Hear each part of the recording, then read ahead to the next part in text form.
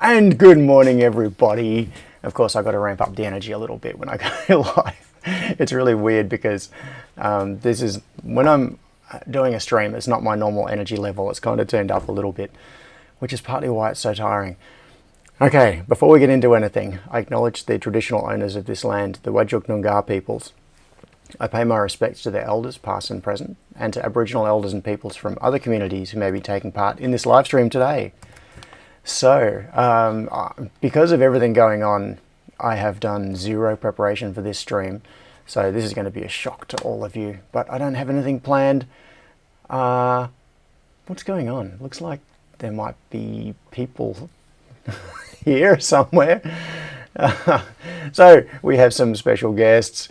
We have Chip, otherwise known as Outside the Box, in the chat, and we have Imogen here. So who else do we have in the chat? Gerald, Celtic Beast, Iggy, good morning. Keith, Keith, are you still coming? The barbecue is all sorted, everything is ready to go. Hopefully you'll be coming along to the barbecue today. Good morning, Johnny, Sharky, Johan, Russell, Simon, Millador. Hello to Imogen again. He was sitting behind me sending messages to the chat. Henrik, Steve, Keith, you're coming along, fantastic. Now, what is, having no plans. Squirrel, all right. Is it? We've got to do the obligatory thing with the squirrels. So Steph and Steve are here today, and people that are coming along to the barbecue can get to say hello to them in person. CVR. Okay, CVR, I think you are coming along. I don't actually know who CVR is. All I know is the, the name in the chat.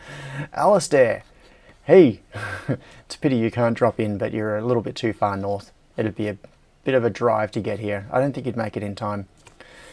Oh, Tassie, that's a pity that you can't make it along. G'day, Illuminator.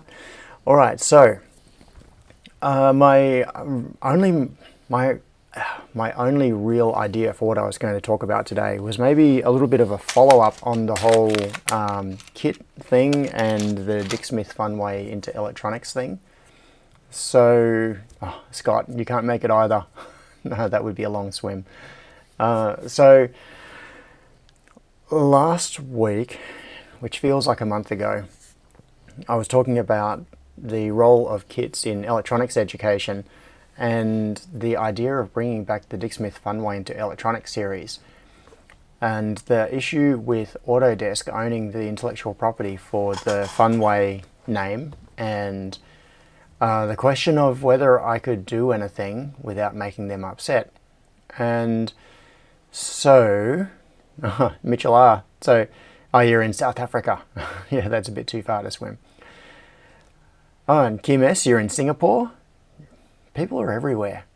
In the chat, just say what country you're in. That'd be really cool to see. What was I saying? Yes. You know, it is really, really disconcerting having an audience. It feels weird having people here in the room with me that I'm not talking to. It'd be totally different if I was talking to you. Then it'd be fine. It feels like I'm a performing squirrel or something. Vladimir, hey, thanks for coming along. So, after the stream last week, I sent an email to Alex. So I mentioned that Alex is the guy who was putting a lot of work into bringing back the Funway series. So if you go to funwayelectronics.com, that is his site that he set up 7 years ago as he was going through the process of trying to get all of the original source material and get the rights to bring it back. And so I contacted him and he said that the people within Autodesk that were driving the project are no longer there. So the whole thing has pretty much fallen over. So the current state of it, to the best of my knowledge, is that Autodesk paid for the intellectual property rights to the Funway name, I believe, like the brand Funway into electronics, and they may own some of the they may own things like artwork for the circuit boards. and but it's not going anywhere.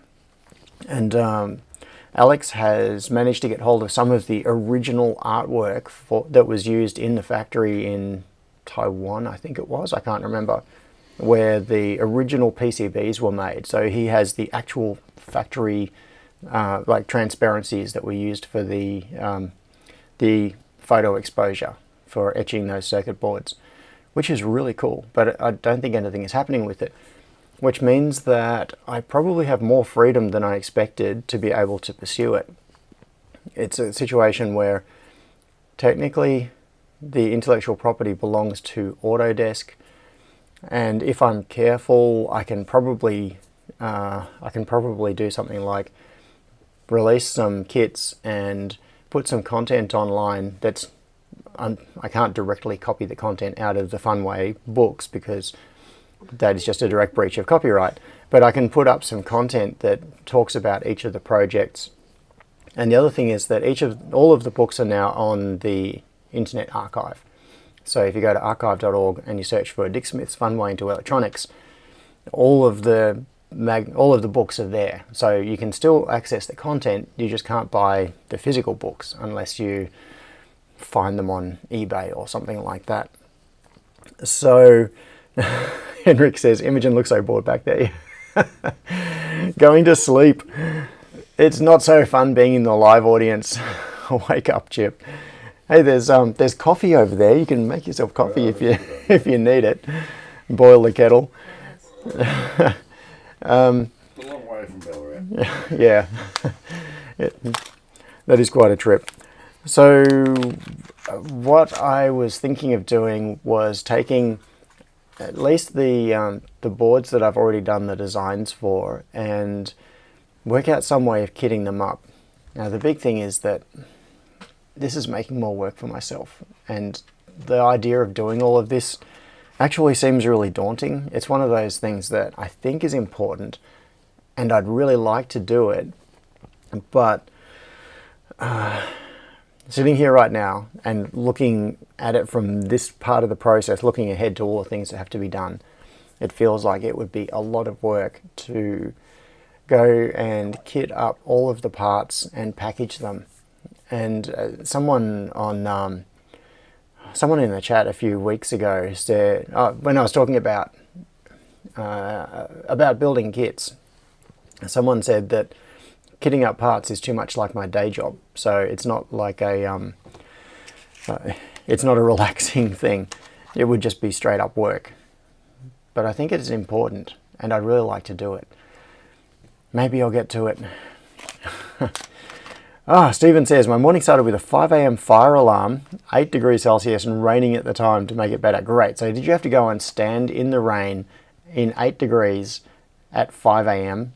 waiting for the fire alarm to stop? That would suck. Desi wants to know if we have one of those applause signs. At least 8 degrees is nice and warm.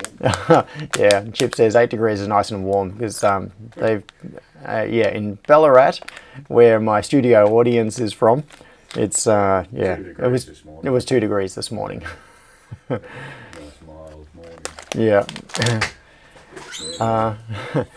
Oh, Henrik says that my package is almost ready, only missing some things and a lot of sweets. Fantastic. So Henrik is going to be sending me something. I don't actually know what's in it. He's sending me a mystery package. I'm hoping that there is something like a kit that I can assemble on the stream. We shall see. Now, what should I do? Should I assemble one of these kits? I don't know. Maybe my studio audience should should suggest some things. Something that involves the microscope, because you've got something big standing in front of the microscope. Oh, that's true. So, in fact, just before I switch to it, the microscope is having a bit of a freak out at the moment. Yeah, well, so I need to get a new camera for my microscope. I'll just fix the focus a little before I switch it over. Yeah, here we go. There's no tongue involved. Yeah. Yeah, someone is coming to inspect this transistor. So this is a This is a lizard from Chip's car.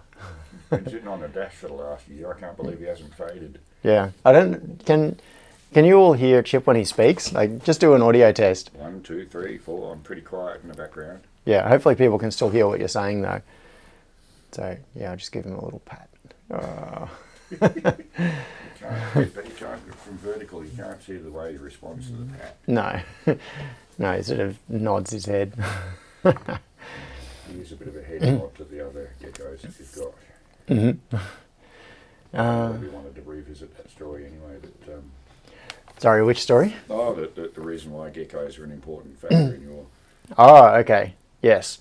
So the reason that geckos are an important factor in my life is I have spoken many times about my friends Nick and Chris, who I knew for 20-ish years, something like that, who had Duchenne muscular dystrophy. And Nick designed a gecko as a logo for the Stringy Bark Festival many years ago. And he designed it, I think the original version was designed in, it might have been in Fusion 360, I can't remember, but then he did an updated version in Fusion 360 and 3D printed it. And all around me, it's a bit out of focus, but on there, attached to the front of the frame for my 3D printer and stuck on in different places around the place, there are little 3D printed things. In fact, let's grab one off. I'll grab one off the glass here to show you what they look like. They look like that's more like a drop-tailed lizard, I think, that one. Yeah, so they look like that, which is, where is it? Where's the camera? There it is. So this is a 3D printed version of the gecko that Nick designed, and it became, oh yeah, cool. And it became his, like his logo, essentially. It was, this ended up in lots of different places, like 2D versions of it and 3D versions, and a few people got tattoos of the lizard, of the gecko as well. So yeah, he got a big tattoo on his arm of the gecko, and some of his carers did as well. So the symbol of the gecko is the symbol of Nick. And when he died 4.5 years ago, I think it was, we 3D printed a lot. I don't know how many, but it was probably heading towards 100 of these, and then they were distributed at his funeral. So there are many of these little geckos around the place. And yeah, this is the one that was in Chip's car. Yes. So now I have 3D printed geckos all around the place. Not quite a meme, but heading there. No, it's a theme. Oh, Iggy wants to know if I'll be at Electronex. You're going? Yes. You're doing SMCBA sessions. Yeah, cool. I really want to go this year. It's I think the last time I went was maybe about 5 years ago. So I would really like to.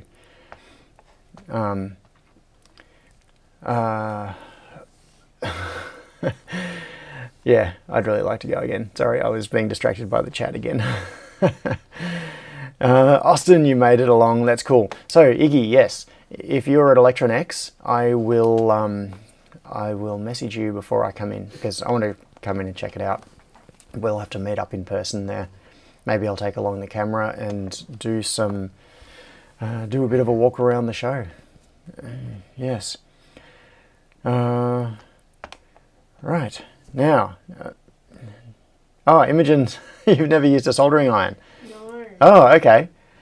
Yeah, maybe we should do some soldering. Well, this will be my fun way lesson. Yeah. Maybe you can have a fun way lesson live on stream. All right, I'm going to open this kit up. In lieu of anything else better to do or talk about, I am going to dump all of these parts out and have a look at what is involved in making an Arduino. So this particular board was, when did I design this? I think it would have been, yeah, it would have been 2010, late 2010, I think, because the name Kitten, so the origin story for this is the early Arduino models had names that were all significant. So there was the 10.000 was one of the early Arduino models, and that one came out at the point where they hit 10,000 units. So when the Arduino team had hit that milestone of having made 10,000 Arduinos, they replaced, oh, and I apologize for my pronunciation, I do not speak Italian. So they released the model that was called the 10.000, and then the next one that came after that was called the 2009, which is 2009. I think it's basically just saying 2009, but in Italian. And so the 2009 was the Arduino that really became super popular. That was the one that catapulted it into being like a worldwide phenomenon. And in 2010, I talked to the Arduino core team about revisions to do the next version of it, the board that was going to follow on from the 2009. And I designed the board that I called the 2010 because it was in 2010. So the Freetronics 2010 is the board that was that I wanted to be the successor to the 2009. And in the end, what they did was release the board that got named the Uno. So they went from the naming scheme based on things like volume thresholds or years to just a simple numbering system. So there was the Arduino Uno, Arduino Due, and the Arduino Mega, which broke the naming scheme. So the Arduino 1, the Arduino 2, and the Arduino Mega. So the Arduino Uno came out, and the reason that I named this is that it is the 2010 model, but in kit form, and it ended up. So I just called it Kitten because I thought that was cute. Counting is a bit strange, John. 2009, then go 1, then go 2, then go 1 million. Yes, that's right. Mega. Mega. I don't have plans to go anywhere except bigger after that. No, that's... and then it all went off to totally different naming schemes after that. The naming scheme has not been consistent at all. So, is that in focus? It looks like it kind of is focused enough. All right, so the point of all of this is that the idea of Arduino was for to make a building block that this was the original concept. It was a classroom device developed at University of Ivrea in Italy, and no, I didn't quite get the name right. It was for a design. Anyway, the name isn't Italian. I can't remember what the original name is, but it was University in Ivrea in Italy, and the idea was to make a building block that could be used by design students to add interactivity to their projects without necessarily understanding the underlying technology. It was to make something that was easy to use and very low barrier to entry. But what I like the idea of is opening up that black box, because for most people these days, if you're into hobby electronics, people use an Arduino, but they don't really know what the Arduino itself is. The Arduino is a black box. It's got some headers on it that you can connect to. You plug in USB and plug in power and you can load code onto it. But how does the board itself work? And it can seem a little bit overwhelming to to think about what is going on when you load code onto it from the Arduino IDE. What happens under the covers can be a little bit mysterious. So that's why I designed the kitten. The idea is that this is an Arduino that you can start with a bare PCB, and you can assemble it yourself, put all the parts on, and make yourself an Arduino. And then you have it's just a way of getting a better understanding of what is really going on the board, and not treating it as something that you just receive as a finished device, and if something goes wrong with it, then you're screwed. It's broken, and there's nothing you can do about it. Once you've broken that barrier and you've actually put together a board yourself, it demystifies it to some extent, and you begin to realize, hey, this is not totally beyond understanding. It is something that consists of these parts, and they have particular purposes, and this is why they are on there. So, what should I do? Maybe... Cap got away. I'm going to have to chase that one later. It rolled off the bench. Actually, I'm going to get it now. Otherwise, I'm going to roll over it. Where did it go? What is it? Chip is... Oh, it's a little black electrolytic capacitor. Crikey. It, it hit my leg and bounced off. So it could be just about anywhere. And it's... Cat thing, really. Yeah.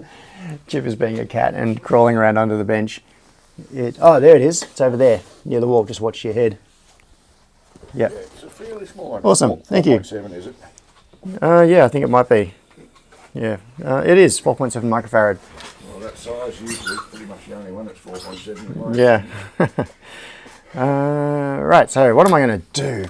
I'm going to grab my my lead bender and all right. I've still got your heater to put back down under there. Oh, okay. And a replacement one for it. And, cool. Yeah, so we'll have to have a go at fixing the one that broke. Ah, right. The one of mine. Yep. But yes, I'm mindful that it's now getting into the winter again. Yeah, that's okay. I knew there was something I forgot to bring with me. That's no problem. So I'm going to, while I'm assembling this, okay, let's try this. I'm going to ignore chat, and my two lovely assistants here can tell me about anything that I need to know. Yeah, so Chip is now me. Oh, okay, well I've got to sit like this or something. Yeah. I've got to shave my head a little bit more. Yeah, and also Chip's beard is a bit more impressive than mine. I don't think it's impressive, it's more. In fact, let's do this. To make it really official, I'm going to turn this on, and we'll clip that on there. And now you should be able to hear both of us equally well. Except if I don't talk. Yeah, that's true. If you don't talk, then it doesn't really work so well. You hear the squeaky chair even more. Maybe I should sit on the other one. All right, so 10K. Oh yeah, to make this board small, I did footprints that have fairly tight lead spacing. So A 547 is just a regular NPN, isn't it? yeah, just a basic bipolar transistor. So 10K. The low gain one. Yeah, I don't remember what the gain is on transistor. it. Yeah, it's just a small signal transistor, so it's nothing special. Okay, so what have we got? What other parts do we have here? I'm just going to put on the resistors first. I don't even know what that is. I wrote that. Oh no, it's 1K. Okay, where is the 1K resistor? It's down there. All right. One of the things that can be difficult when making kits, like when designing kits, is how do you label the parts when you have a whole lot of things? Like in this particular case, there is one 1K resistor in this kit. There is one 10K resistor in this kit. So hopefully it encourages people to learn how to read the bloody things. Yes, but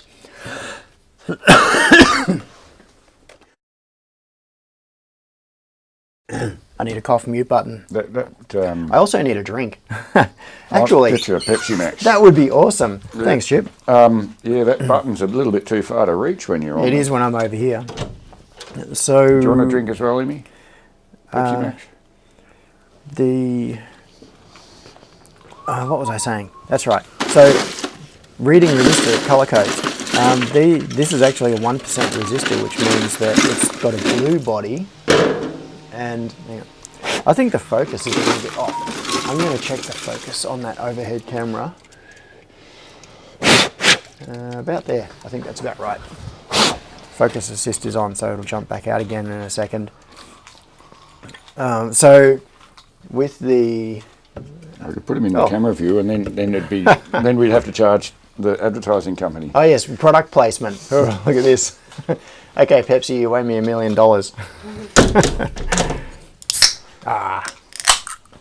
For a hard-earned thirst, isn't it what they say? Cheers. No, I'm going to do Pepsi own solo. Or vice versa. As a matter of fact, I've got it now. Yeah, how many drink catchphrases can we mangle together into one? But yeah, these are 1%. Forex coming on. These are 1% resistors, which have a blue body. Cheers. And the colors are all really dark, and it's very hard to tell them apart. So I don't even bother trying to read the values on 1% resistant. In fact, through-hole parts, I pretty much never even touch them. This is incredibly rare for me. So even for prototyping and things, I prefer using surface mount parts. So on things like a prototyping area like this, I'll typically just use 0603 resistors and back to the old days. Yeah, and put them straight on. So this is very retro. All right, what else am I going to put in before I start soldering? Maybe I'll just chuck the crystal in. That's a low profile thing. And bend those legs out a bit. Now, solder.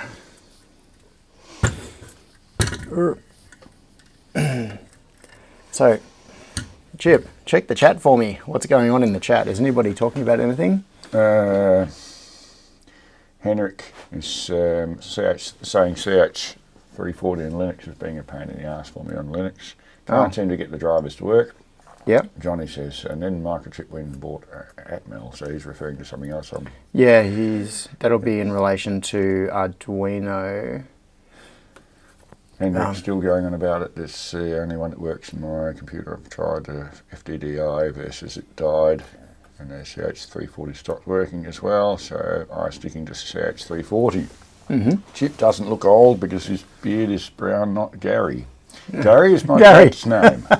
I'm now particularly bad at picking up typos, but yeah. Your beard's name is now Gary. Well, the thing is, he spelt my dad's name correctly. Everybody always put it with 2 R's. Yeah, it's even got it on his headstone. It says with 2 R's, and even his second wife didn't spell his name properly. Wow. So yeah, that's been argued about in the family for many years. And who knows? Maybe I'm wrong.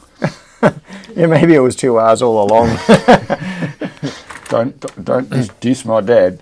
Yeah. So Austin's, I've gone too far down the ESP rabbit hole these days. Plus, I've been doing more complicated projects these days. They're definitely getting used. Gray, he did fix his typo. This is going to confuse the late arrivals. Yes, Keith. John, you got a lead bender and still use your hands? Yes. Blender. Sorry, blender. Lead, corrected. Yes. So this is the lead bender. The reason, sorry, I went off that train of thought. So this lead bender, which is 3D printed, the idea is that you put the part down in here. Like if I had this diode, for example, and I wanted to bend it to that length, you just put it in there, hold it, and then you bend the legs down. The problem is that the footprint on these parts here is just a little bit smaller than the smallest size on this lead bender.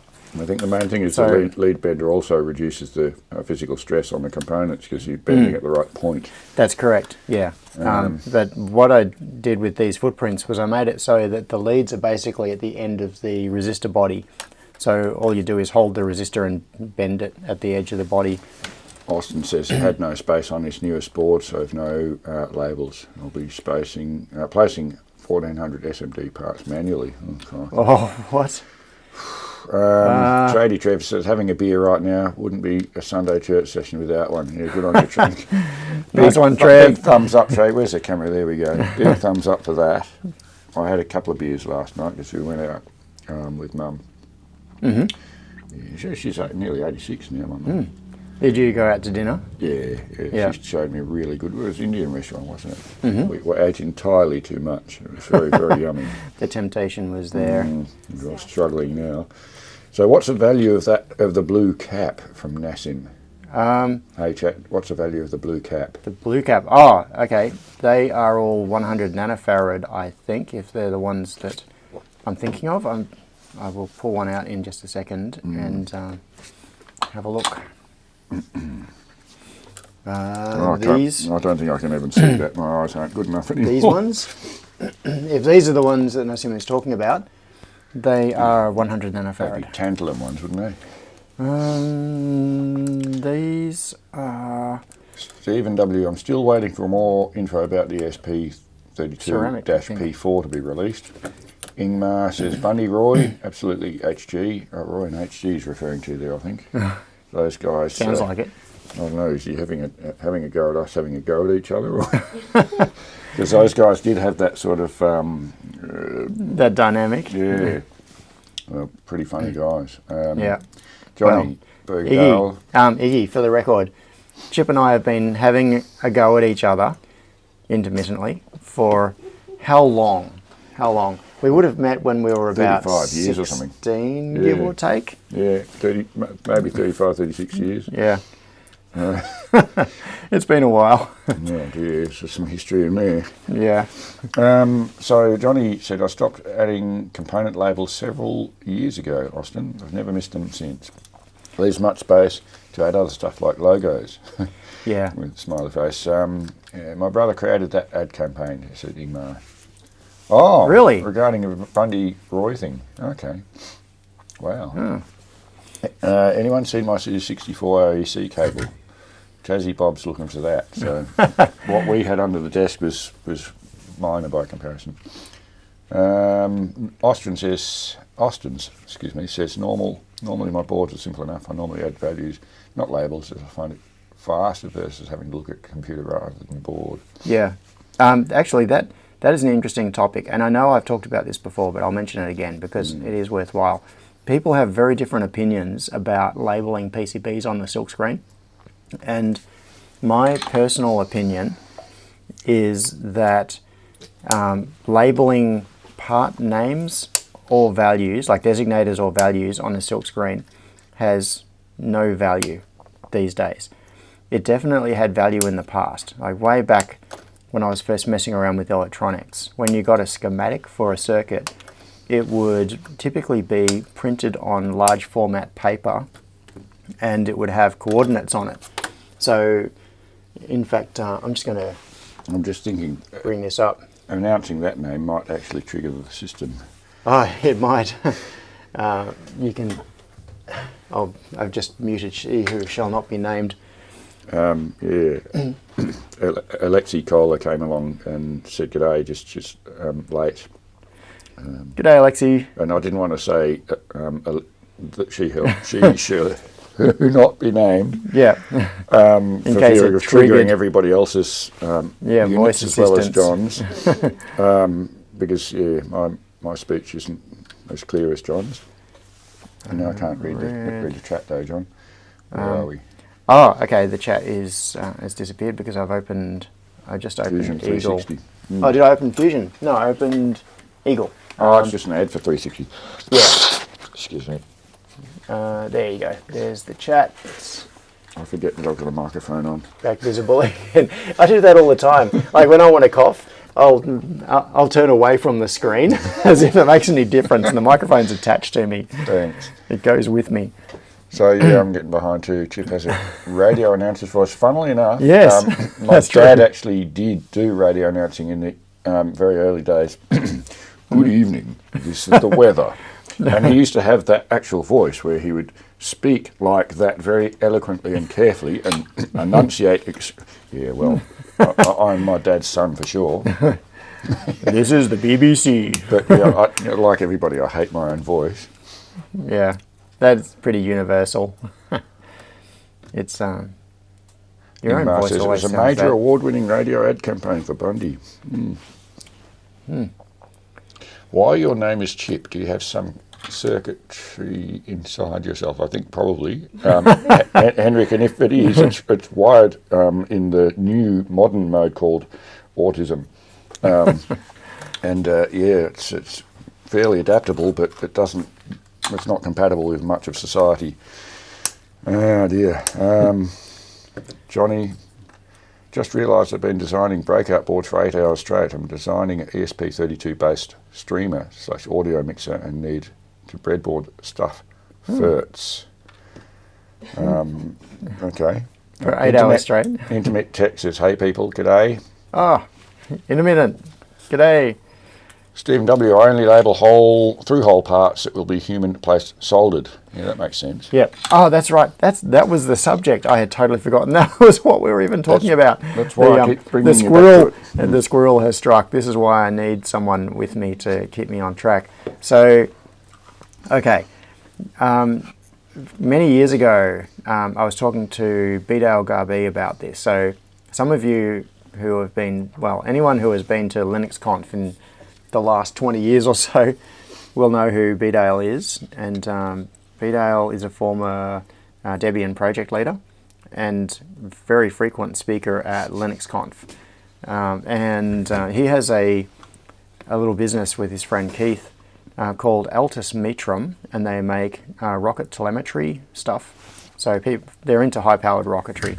And people who build rockets and send them up to crazy altitudes can buy their flight computers, and they do flight computers and data loggers for things like controlling the deployment of parachutes and stage separation control and all of those sorts of things.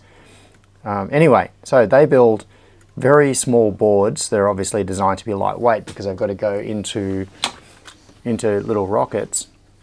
And he puts designators on his boards. So that's his personal preference. He likes to do that.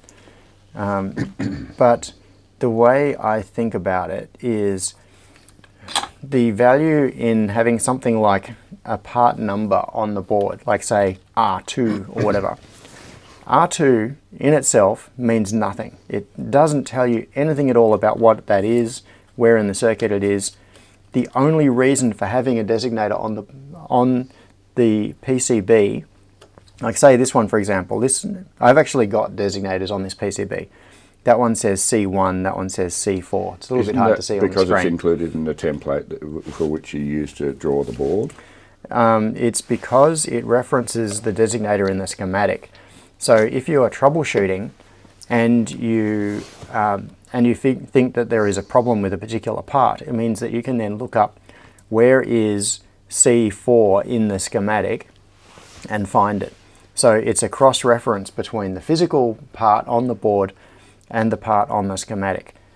Now the thing is that in any modern CAD tool, if you have the two views open, you've got the schematic and the PCB open, and you click on the part on the PCB view, it highlights on the schematic anyway, and you can see that all the different layers. If you're going to be looking at this in the CAD tool, all of the information is available to you. The designators, the values, all of the other data that goes along with the parts. So the real value of it used to be back in the old days when you were working on something like repairing I'm going to use the bending tool now just to make everybody happy. It'll be that one. So what you would do is you would have a part in front of you. Say you were repairing a TV. You pull the back off the TV. Inside the back of the TV would be an actual printed copy of the schematic of the TV, including letters and numbers to form a grid system on the schematic. So you could say this part is at reference D4 on the schematic. When did they and you can find it. When did they stop doing that? They didn't, and They still do it? that was actually why I just opened Eagle. I'm going to, what will I pull up? I just got to find one that isn't a. Oh, okay. This is a cool one. This is a board that I designed a couple of days ago, just on a as a very quick thing. Bidirectional current monitor. I did this because I needed to measure. This is chasing a squirrel. Basically, modern version of an ammeter in an old car. Yeah, kind of. But what this is doing, this is to measure back EMF in a motor as it's slowing down under load. So this is for a commercial client, and it's a client that I can't even tell you who they are because my NDA says I'm not allowed to name them.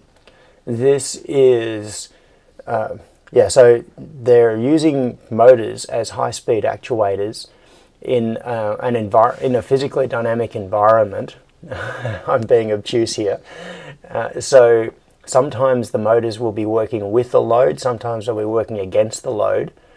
And we wanted to simulate a worst-case scenario where the motor is working with the load and then it tries to stop, which means that the load is going to keep pushing the motor forward, which turns it into a generator, and you get a massive back EMF spike into the motor controller.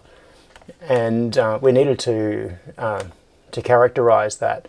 So I designed this. This is a bidirectional current sensor, so it can actually measure current going backwards, which is really cool. So anyway, the point of this is, if I now switch to the schematic view on this, and we have a look at the frame in the schematic, look at this. We've got A1, B2. See, we've got, it's like a Melways reference. We've got the y-axis is letters and the x-axis is numbers, so you can say this particular part is at this location. Now, one of the interesting things here, if I come to, it's still used. Look at this. This part here on this sheet says that this pin is IO35_mode, and it's got a slash, which means that the physical reference is 1.5D. Now, if we go back to here, and we go 1.5D, no, it's not there. You need to fix that. Yeah, there's something strange going on. Things since you did it. I can't help wondering what percentage of your viewers are going to get the Melways reference. Oh, the Melways reference, yeah. That's from Melbourne. Probably, that is a very specific reference. So probably at least a quarter of everybody got that, and I don't think it matters, but I just thought it's interesting. Yeah. So now, if I'm going to try to simulate what I would do. Now, this is on just a regular size monitor, which makes it very hard to do this. But normally, what I would do is I would have the schematic and the PCB open side by side, so I can see both at once.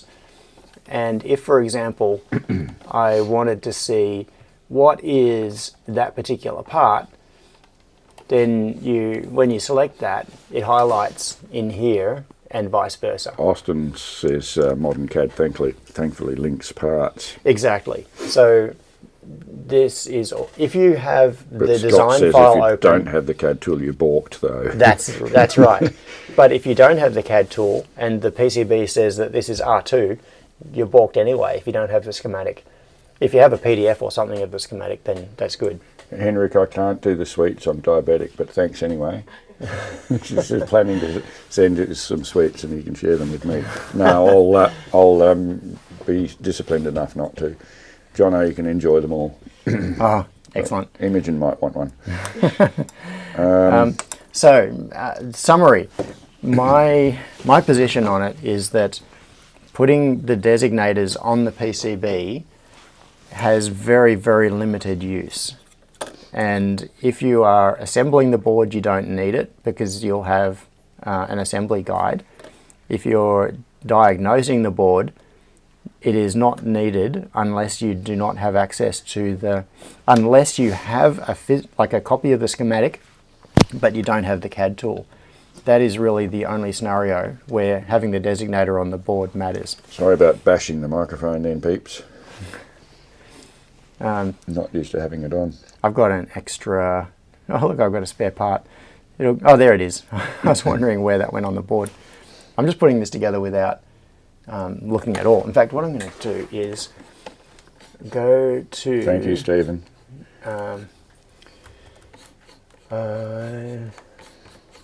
What were we thanking Stephen for? Oh, you just stood for the millennials and OCs visitors. Melway's our local Melbourne street director. Yeah. Yeah. Hey, thank you. I'm a millennial and I know what Melway is.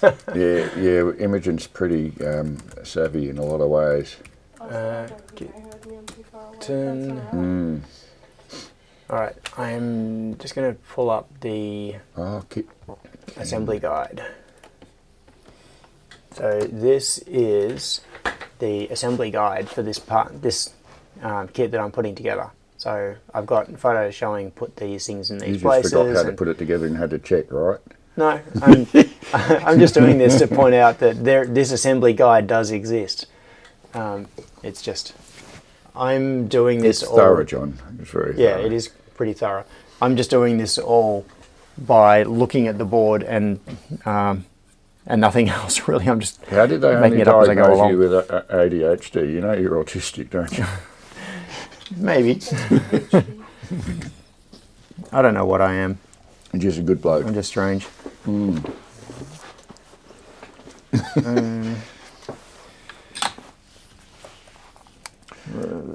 Okay, now I will probably end up having to look at that assembly guide at some point, but not just yet. All right, I'm trying to work from the low parts up. What have we got here? So that must be the voltage regulator, the 3.3 volt regulator. That is a 2N7000, which is a MOSFET. So I like how in the last session you were building a funway, and in this session you're building a computer. It's like not just go from first gear to second gear, but like first to 17th. It's just like, it's pretty cool.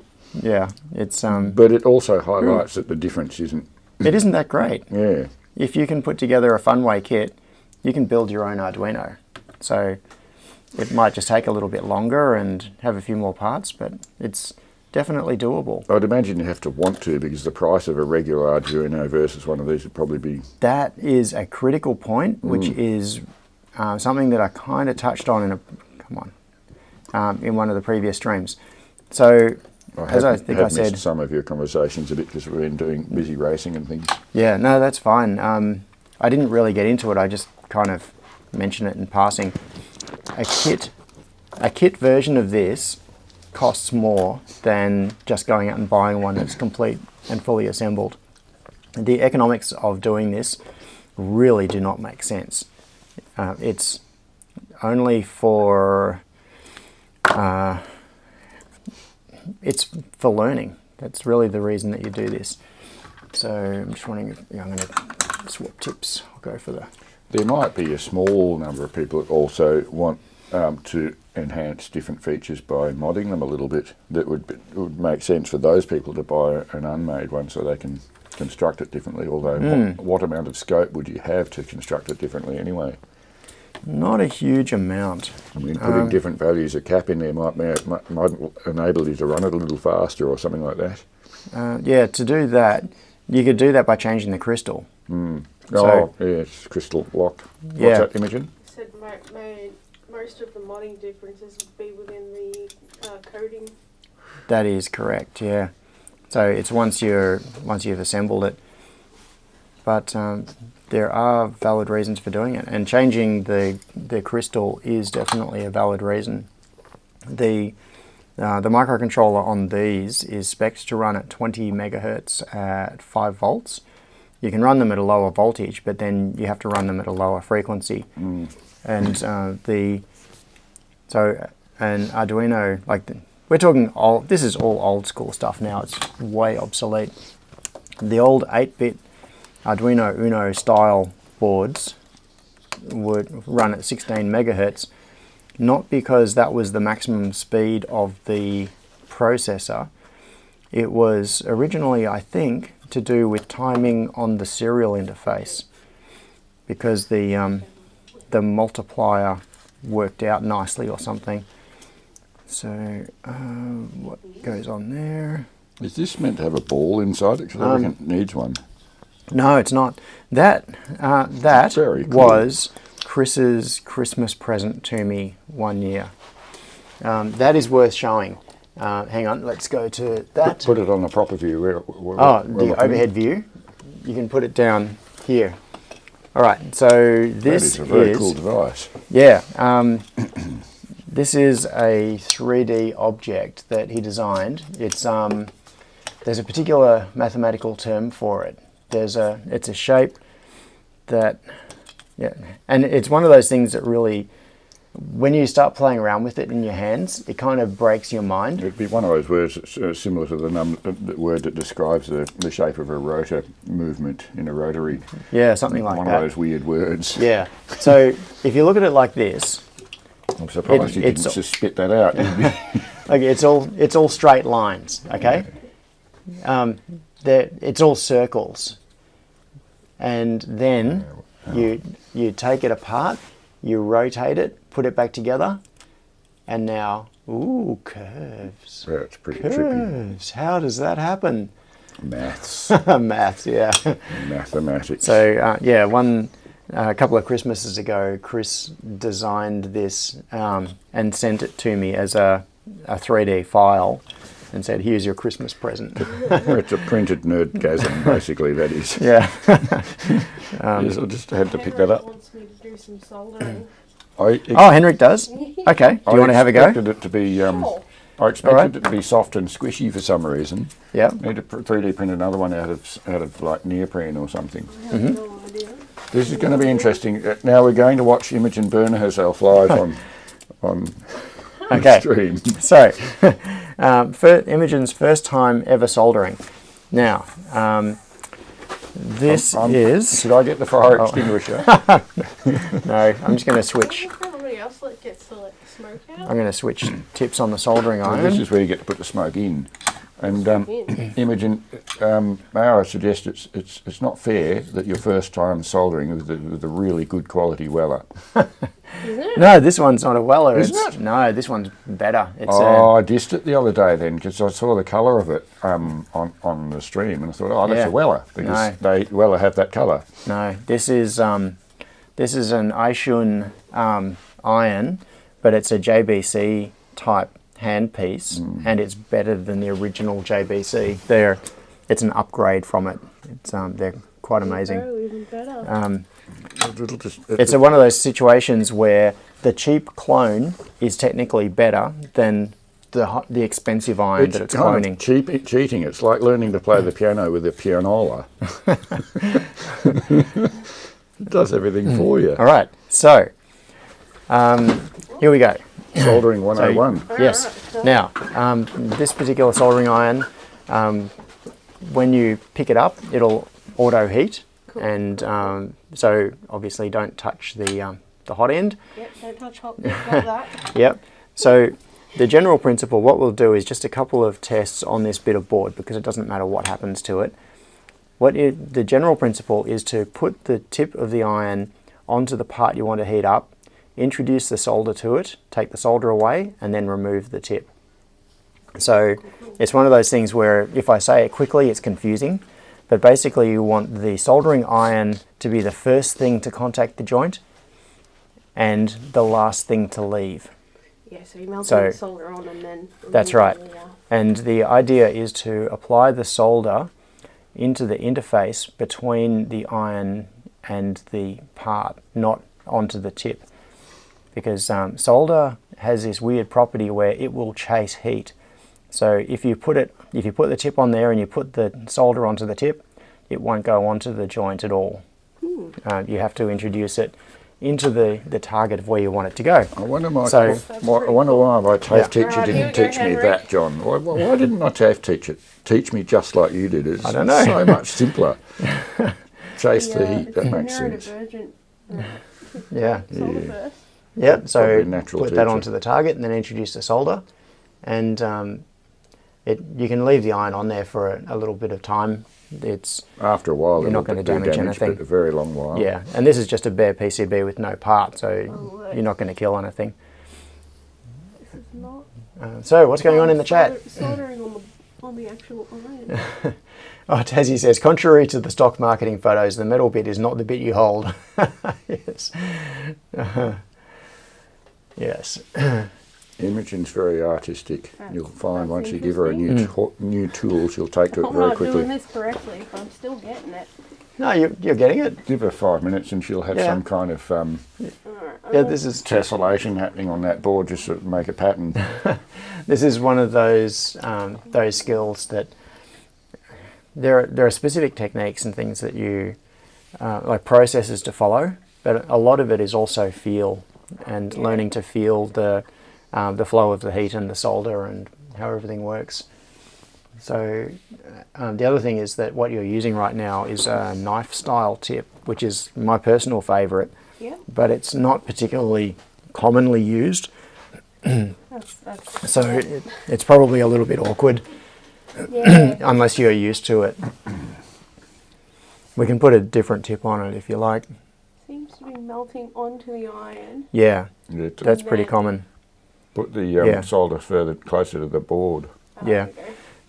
Part of this also is that the pads that you're soldering onto are very narrow. There's not much of a contact patch to be able to get the solder in and make contact. Okay. I'm probably not covering enough of the actual. There we go. I'm getting it.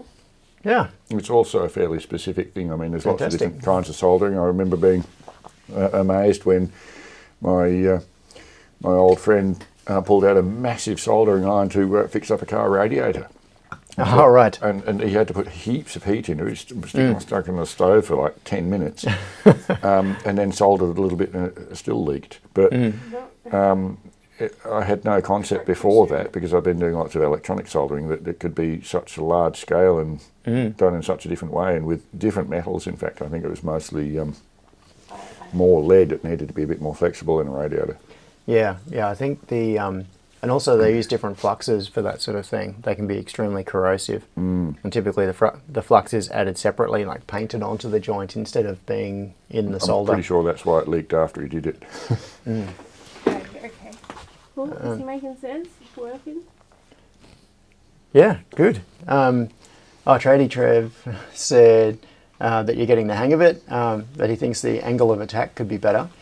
I think partly, Tradie, that might be your view through the camera, because you're looking straight down. From what I can see, Imi has it at a pretty good angle. So Imogen's quite ambidextrous too, so Yeah. it might be that she's holding things differently. She's got quite small hands in comparison to Jono and I. Oh, I do have teensy hands. There we go. yeah. I haven't burnt myself yet. No, well, that's good. Touch wood. Yeah, and also Tradie says lots of it is practice, just like cutting electrical wires. Yeah. Mr. Fixit asked, how many watts is my iron? And use this to wipe off yeah, just one. Yep, exactly. Cool. There we go. And- Can you see the H, Henrik? Henrik, Imi did an H just for you. Yes, if I get the lighting angle correct, there you go. We'll have to send that Oh, one that's off cool. to Henrik now and see if he First can do lesson anything in useful solder. with it. No worries. Do you want to solder a joint on the circuit board? Oh, sure. Oh, there's another one over let's here. Is just this a cheaper copy, John, or is this the same? Oh, no, that's the same. That's another one. That one's Tommy's soldering iron. I'll just find which one shall we do. Okay. I'll monitor the chat on image. Well, Sorry. I can step up the least. So what you can do is solder that joint there and yes, that joint there. Cool. Okay. Plumbing. Yeah, Stephen's referring to plumbing solder. Yeah. I can't even see if I'm in the way of the camera. Oh, so the other thing I should point out is that this is leaded solder, and I'm quite cavalier about it. I really shouldn't be. Try not to breathe it too much. I've probably lost many IQ points over the years from from handling it. The issue is not so much the breathing. The issue Washing is hands more afterwards. washing hands afterwards and not like grabbing food and, or, yeah, and that sort of thing. You don't want to ingest it. Did I get that all right? Yeah, Cool. very good. Sweet. Good job. Thank you. So your very first soldering job is helping assemble an Arduino. That's pretty cool. I've never touched an Arduino before today. Okay, so We're 1 hour Let's- in, John, for your info. really? That does not feel like an hour. How No, has an it hour means- gone past? It means we're having fun, and Yes. that's the whole point. Yes. Do you want to do some more soldering, or you're okay for now? What do you think? Either, I don't mind Yeah? taking over the stream. Yeah. There are a bunch of LEDs on this not lighting, aren't there? A bunch of leads on one? That's 9 LEDs at the front here, not... Oh, yeah, one whole layer. There annoying. is a problem somewhere in one of the It's joints. been bugging me. I keep noticing, thinking, oh, no. Sorry. Steve. Yes, Yeah. I'm a walking, talking Steve. Okay, I'm just getting some parts loaded up on the PCB here. And were there any more of those? No. Okay, so here we go. You can solder those joints with the little pins that are sticking out of the board. Dragging something awesome. See how I go. We'll know if it's broken later. What are you up to? I'm just taking him away so I don't get lost. Okay. Lost or burned? Left behind. I can't believe how well he survived. I think he did have a bit of brown in him. He's lost a bit of colour. But, Yeah. I wonder where it came from. I'm pretty sure it was in that car when I got it. Some kid's toy. Not actually. Sorry, I forgot to answer that question earlier. So, Trey, who was it? Someone asked. Yeah, Mr. Fixit asked how many watts is the iron. Let me He see. keeps referring to KickAd a while ago. I'm not sure what that was relevant to. Yep. Oh, that's PCB design software. So what am I looking for? Superhouse gear. For those who are interested and who don't mind sending some referral kickbacks my way, I have just dropped a link in the chat to my gear page, which has a link to the iShun T3A, which is a soldering iron that I have. Let's see, proceed. Yeah, so it is, how many watts? 200 watts. When you want to know Yeah. why your Arduino doesn't work later, you just review the video and see what it was she's doing. Yeah. I think So- she's doing pretty good. It's actually harder to work with the little prongs sticking up. It just doesn't. Yeah. Well, that's why Jono was talking last session about Yeah. cutting them off About sometimes pre-cutting them. first. Yeah. Because they Yeah. do get in the way. Yeah.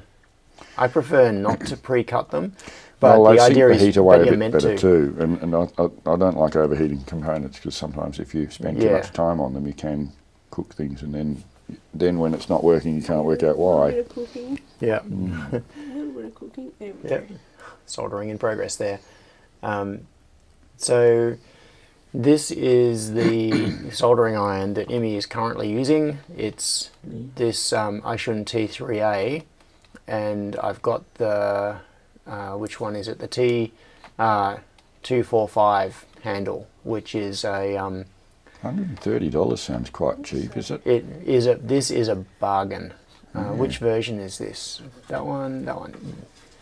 Yeah, so you can get T12, T245, and C936, but don't get that one. That's rubbish. Get the T245 version. But 10 years ago, you would have paid 4 times as much for Oh, something half as 157. good. Yeah, and it uses the same. The tip is like the handpiece is compatible with the JBC. I think it is handpiece. So you can use genuine. You can use genuine JBC tips and handpiece if you want to. And the controller in this actually has better performance than the expensive JBC controller. Dang. So yeah, it's You know, I when you're an really urgent like these. Brain wants to get one now. So where are we? Back to here. All right. So soldering done. I believe so. Yes, that's a neat job. I like that. Hey, Very look good. Yeah, you get a tick. All right, I'll just cut these leads off. my first soldering kit, like. Yeah. You would really enjoy the electronic certificate that I did, Oh. Imogen. It was interesting bunch of people, but Yeah. the tutors there were very good. And if you were really, really dopey and slow, they just slow down and relax with you and help you do the stuff.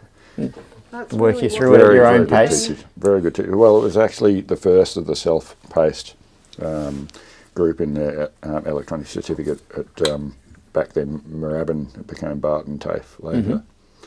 Yeah, they were particularly good natural sort of teachers. Mm-hmm. They had the right sort of attitude. Well, yeah, they didn't even call themselves teachers. What were they? Anyway, it was a long time ago. Like anything, once you get into the real world, that's when you really start learning. Yeah, definitely. I mean, they taught me to drive a truck, and then I got in one, and oh, And you God, realise, now hey, I'm in, now now I'm in it, and in the traffic. Oh, holy. Yeah. And you get a bit gung ho, and then make a mistake and go whoops. And learnt from that. Lucky you didn't break anything. I mean, I break things all the time. That's kind of part of how you learn too.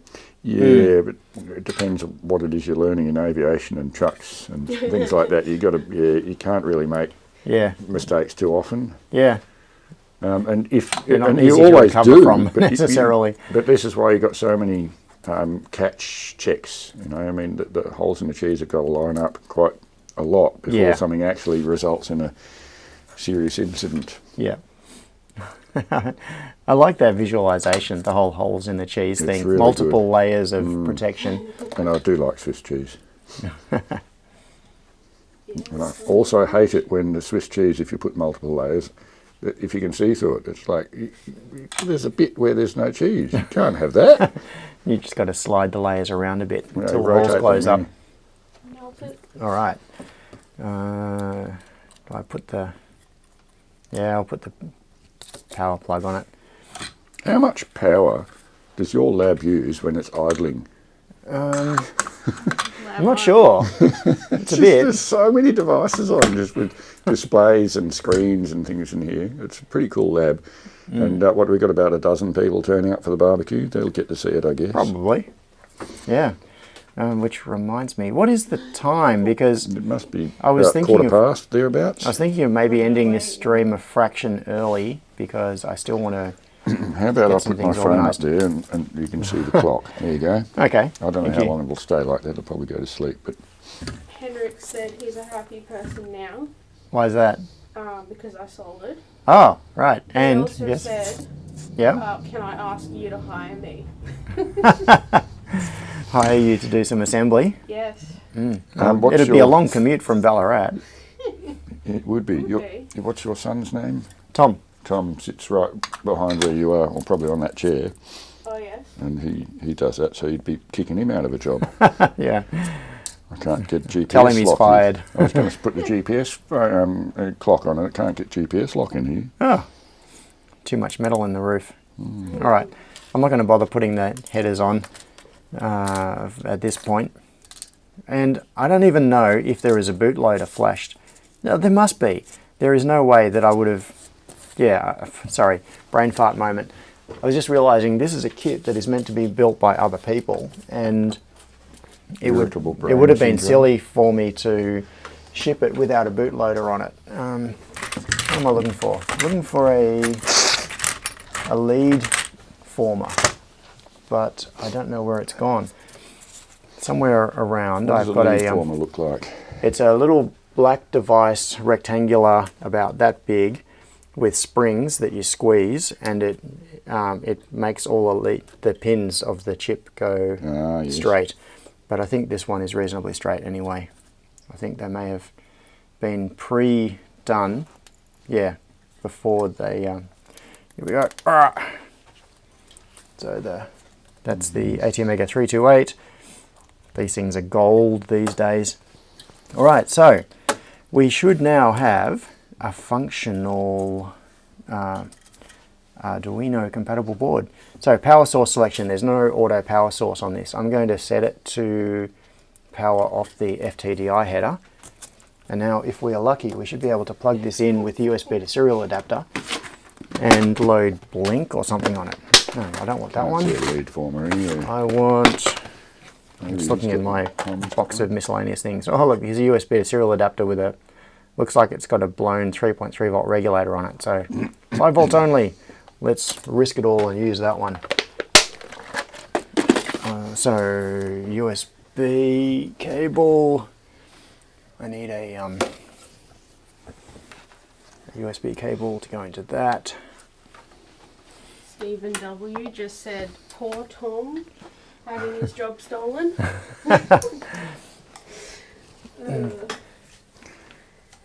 Tom is really, really good at board assembly. Last time I met Tom, and soldering.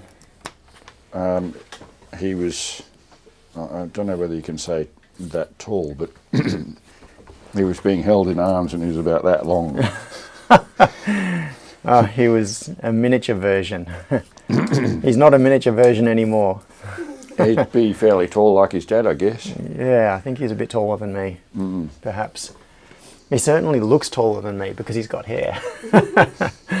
So I have a feeling that we might be pretty much spot on the same height, but he looks taller. So, I didn't find your lead form. I've looked all over the place and I don't know. Yeah, that's okay. Not important, I know. No. What am I looking for? I've got the, where is it? Examples. Basics, Blink. All right, what we're going to do is I'm going to try plugging it in and we'll see if we can load Blink onto this. But first, I'm going to plug it in while it is on camera here so that if the smoke comes out, we'll actually catch it on camera. Yeah, if you can catch all the smoke, maybe you could put the smoke back into the right shape and put it back in. Oh, look at this. We have a power LED. So it hasn't exploded. That's a good sign so far. So the D13 LED is on constantly a little bit. That is weird. I'm not quite sure what's going on there. But what I'm going to do is... D-diode 13? No, it means for digital pin 13. It's potentially misleading. Tools. All right, ESP32. No, we want to go for AVR, and this is the equivalent of an Uno. So port, we want that one, and go. So we'll let that compile and upload, and we'll see what we can see. Oh, look at this. We have a blinking LED. Imi, you made an Arduino. Yay! Yay! Cool. So that were a kit Arduino assembled live on the stream. It's meant to flash. And it's blinking. Yes. So what we can do is change. We can change this to say 500 milliseconds and 500 milliseconds and upload it again. Just going to switch back to the overhead view while that is uploading, and once that's finished, now it's blinking faster. So it's blinking in half-second increments instead of 1 second increments. Alrighty. Well, I think that is a win. We made a flashing LED. Yeah, we made a flashing LED. Very complex one. Yes, thousands and thousands of lines of code. If you consider what's happening behind the scenes, so this is the code that is doing it in the sketch. It's just initializing the I/O pin, and then there's a loop. But what this represents at a lower level is actually way more than this. Like digital write then calls out to something that has lines in it, Delay is a whole function that does extra stuff. Pin mode does extra stuff. All of the underlying functionality is abstracted away behind these functions. So it's probably in the order of thousands of lines of code. Oh, actually, no, it wouldn't be. Henrik says now it's time to learn how to desolder and turn it back into the kit. Henrik, that's classic. Yeah, someone will open the kit and say, "Why is there solder? Why are these leads cut?" Is this taking the smoke back out of it without letting it out, just sucking the smoke out? Yeah, that is very funny, Henrik. Tradie's going to have to pick himself up off the floor. Yeah. Okay, so. What else shall we do today? I do want to. I definitely can't run overtime on the stream today, and I'd like to finish a little bit early because I still need to do a little bit of cleaning up out there and make sure that we're all sorted for when people start arriving. It's still a lot early though. Hey? It is still a lot early, so maybe we should go into interactive mode. Start talking to the audience. What is I could do that. Hey, what is up, YouTube? The mad crew's ready here for your answers. Yeah, you need a name for your watches and followers. Alexi asked, was there any news regarding Funway? Yeah, so I briefly touched on that at the start of the stream, and the summary is that it is not going ahead with Autodesk because the people at Autodesk that were driving it have now left. So it's kind of in a holding state.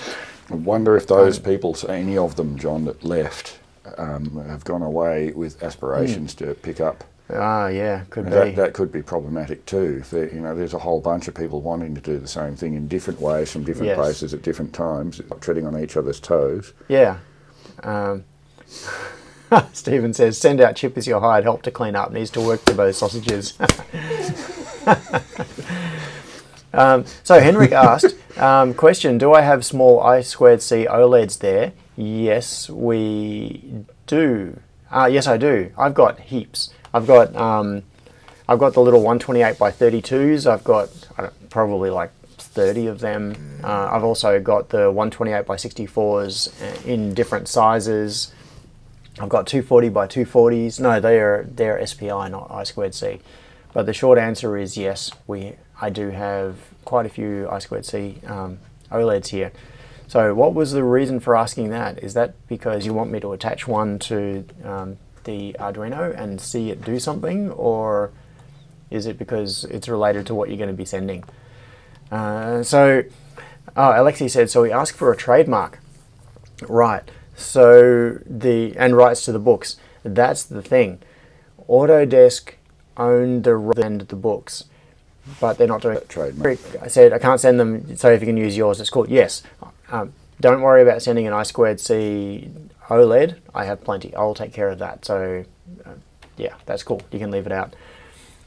Sorry, what were you saying about trademarks? How enduring is a trademark? Thanks to Disney, until the death of the creator plus 70 years, I think it is. Plus 70 years? I think, yeah. And Dick Smith is still alive, so it's 70 plus years from now. Bufferoni, yeah, I saw that there was a, I'm getting errors in the console. The on-air light went white a couple of times. Yeah. Dropouts, is it? I think so. Yeah. So, yeah, the NBN is saying start the barbecue now.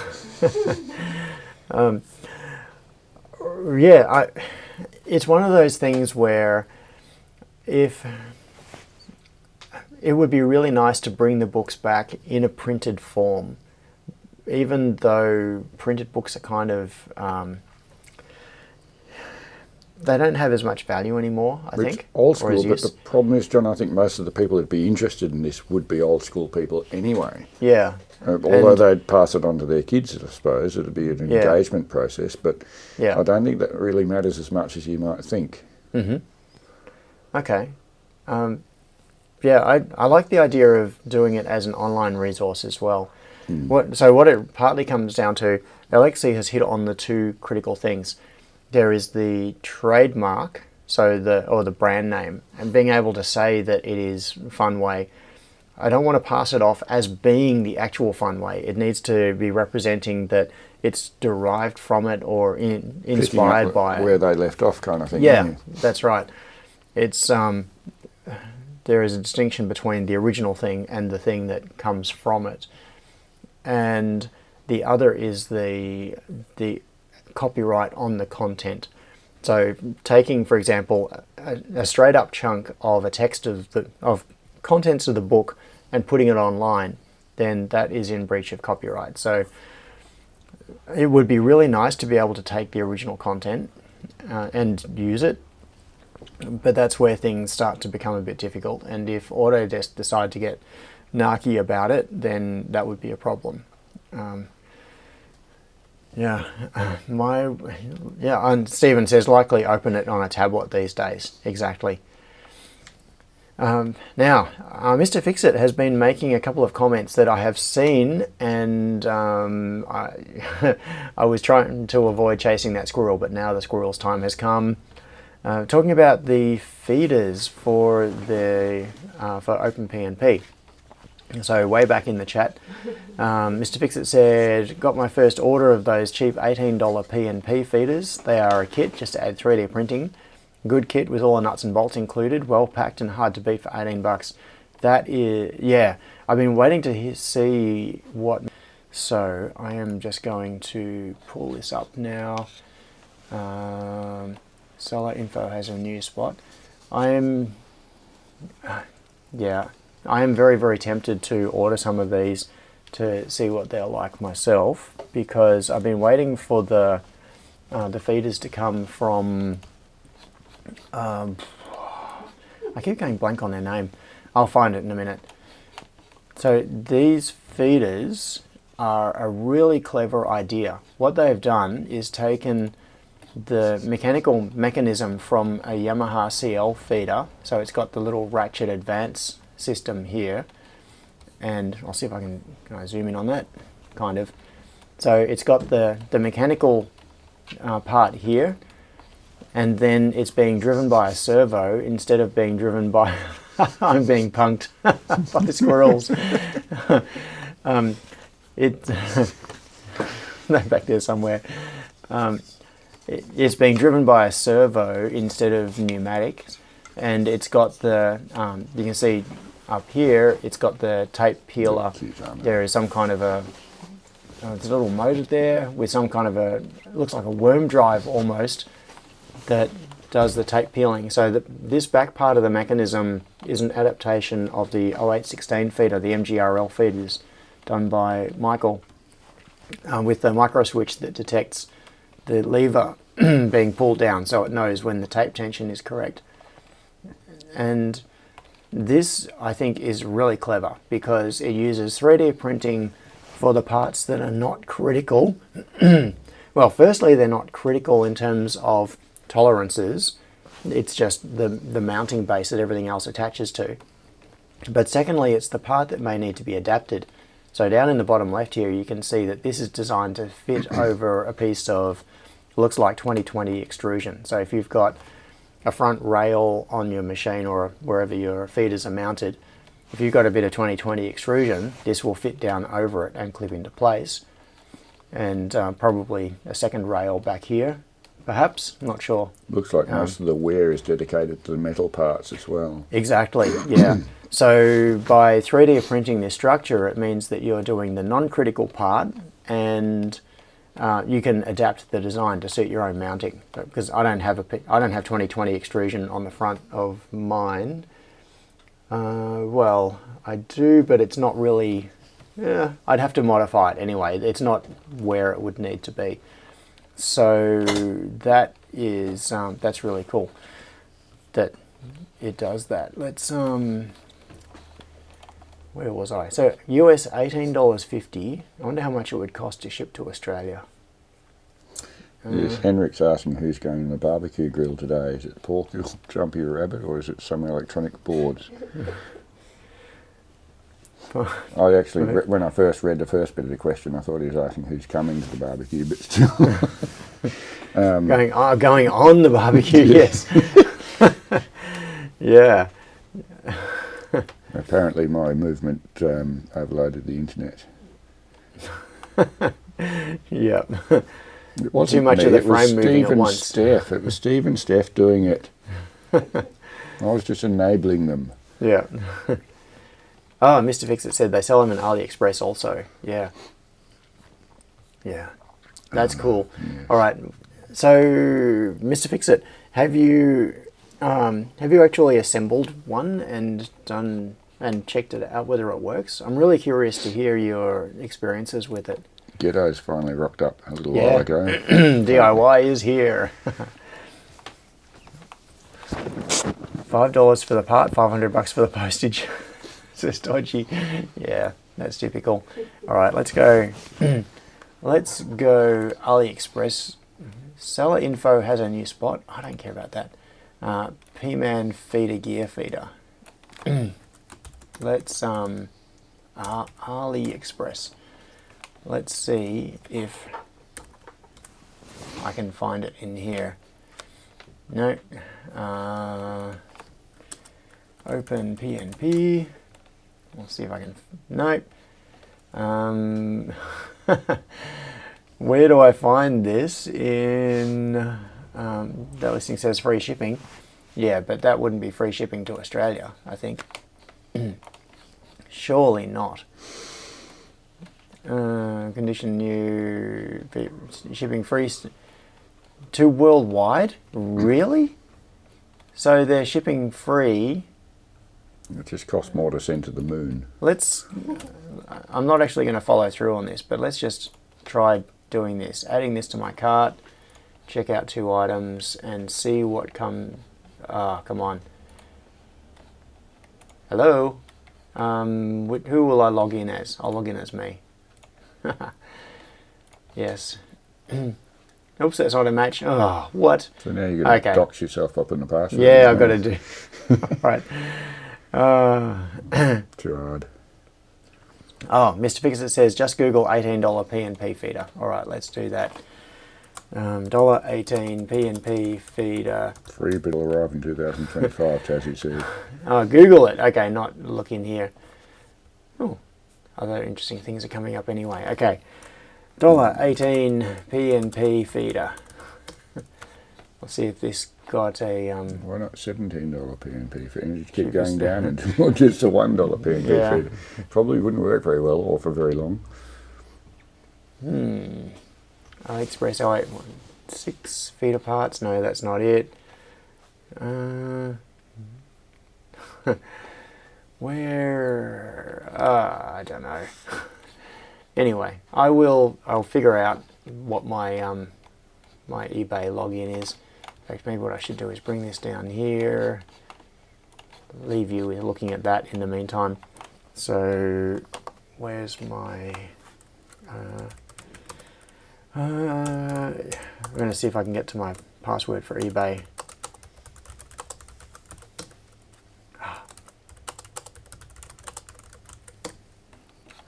All right, that is my password for eBay. So now Chip knows my password. Don't say it, don't say it, don't say it.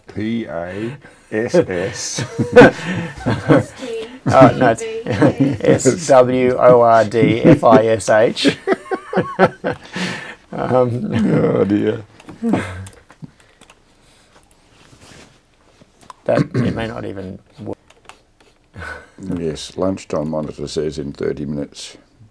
It's midday. Confirm and pay. I don't want to confirm. Shipping free. Wow. Yeah, I've got some credit card information shown here on the screen, so I'm not going to show that. But if I go back, it really is free shipping. So there's GST on it. But what it's coming to is $40.70 for 2 feeders, including shipping and GST. That is... So they've just built the shipping into the price. Amazing. Yeah. That's... Yeah. Wow. Yeah. Well, there's a... so if you bought 100 of them, you'd probably lose out. No, that is a squirrel to chase some other day. But the It's 11:30, by the way. yeah, the whole issue of shipping out of China is a big yeah. It's what killed my brother's business in China. He was making solar panels there and shipping them to Australia. And there were times where the shipping organisations would change the price as he was beginning to ship. Wow. And the margins in it were so tight that when they did that, he would suddenly make nothing or loss. And he was sending out $1 million worth of stock at a go. Yeah. And he was making sometimes hundreds or less dollars out of $1 million worth of stock, and it's just not worth doing business. No. And it got even tighter and tighter, and I don't think the Chinese government liked him very much anyway, but they don't like foreigners over there, apparently. Yeah. Bit like the French. Yeah. Henrik asked if I could show everyone a pic that he sent me in Messenger. I'm just going to take this off Messenger. I'm taking Messenger off the screen before I open it, just in case. Who knows what's going to come up? Here we go. Right. Okay. Hang on, here we go. Yes, that is a bit of fun. There's I'm just thinking that'd be a nice heater for a little while. Yeah, great, Henrik. This is actually up a pole. Look, this is the roof of a house. This is a power pole. It's a bit hard to get a sense of scale, but how big is this cable? That'd have to be like at least as big as your little finger. Yeah. What? That would pull out immediately as well. As soon as there's any force on that cable, it's just going to pull straight out of those cable ties. But if you pulled even a kilowatt through that, it'd just heat up and melt. Yeah, there'd be too much resistance in there. 16 millimeter squared. Trev says, Henry says, the pick is about 220 volt electric wiring. Right. At least it's not 110 volts where there's even more current. Yeah. But, it's Ellie. Yeah. Dodgy pointed out it's aluminium wire, which is why it's silver like that. That's not solder covering it. Yeah. Aluminium wire, like for power distribution, is largely done with aluminium cable instead of copper cable. Firstly, and secondly, because it's lighter. So when it's trying to support its own weight, there's less weight hanging down. Henrik just said more pics in a moment. Where is this from, Henrik? There's a lovely red herring. Sorry, a lovely Steve. That is. It's a nice way to start winding things up because you're not doing any big time intensive things before we get ready for lunch. Yeah. Trady says would be more likely 25 millimeter square. Ellie, now I think about it. The size of the plastic ties. I mean, that makes it look smaller, but they're probably really big cable ties. It's very hard to tell scale from something like that. With the way it's cut off that cable tie, it makes me think that they're smaller ones because a bigger one you cut them off almost flush. Yeah. Alexi said, "Don't show Messenger." Yeah, I accidentally did that momentarily. And frame out there in the big wide.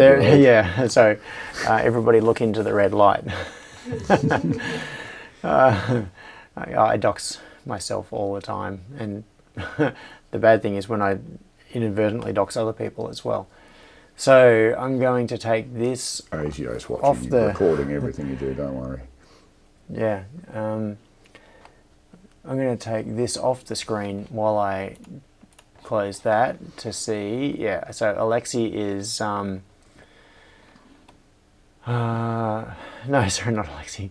Henrik said he's going to send me more pics, so we will see what happens. So it's now 11:35 ish, and I will wrap this.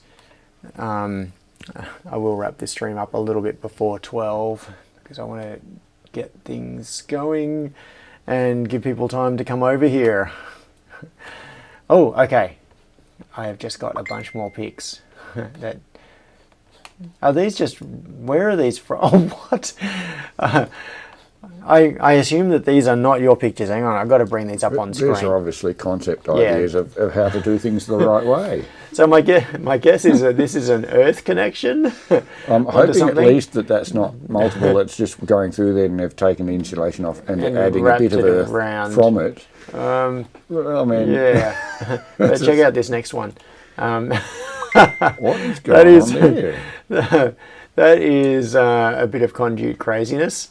So, oh yeah, it's all in conduit. That's what's this next one? Spaghetti and conduited. Oh, look. At first glance, I looked at this and thought, oh yeah, what's going on there? But then I looked up in the top right corner. Yeah, this has been on fire.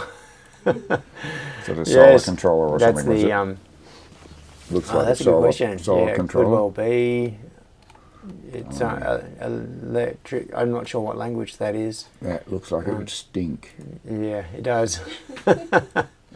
You know, I lived in a factory and a place burnt down next door. And, that smell lives with you forever. Yeah.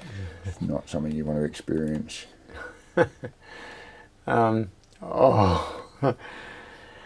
Yeah. So we've now got into the just showing funny pictures part of the stream. So chargers can you all zoom into connected that at all? to maybe. Yeah, not very well. Yes. Just even the quality of the actual original wire is disturbing. That is disturbing.